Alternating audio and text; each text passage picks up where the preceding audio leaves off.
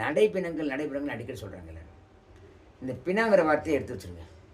அதை கொஞ்சம் பிணத்துக்கு இன்னொரு வார்த்தை இருக்குது. என்ன தெரியுமா? பிணத்துக்கு இன்னொரு வார்த்தை சவம். சவம் என்றால் உயிர் இல்லாத உடல் சவம். உயிருள்ள பொருள் உயிர், அது சிவம். சிவம் என்பது உயிர். சிவ சிவ என்று கோயில் எழுதப்பட்டிருப்பாங்க. சிவ என்றால் உயிர்.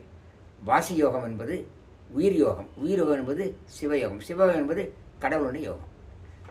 புரியுதா? நடைப்பிணம் என்பதை நடை சவம் என்று சொல்கிறாங்க. நடை சிவம் என்றைக்கு வருகிறதோ, நடந்துட்டு இருப்பான், போய் வந்துட்டு இருப்பான், நடை பொம்மை மாதிரி இருப்பான்.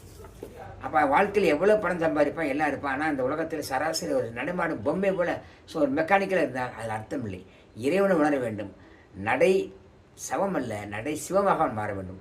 சவமாக இருந்தவரை போதும். இனிமேல் சிவமாக மாறுங்கள். சிவத்தை சிந்தித்து சந்தோஷமாக நீங்களும் பிறரும் மகிழ்ச்சியாக வாழ வைத்து வாழுங்கள். இதுதான் இந்த நடைபெணம் என்ற வார்த்தையுடைய உட்பொருள். நடை சிவமாக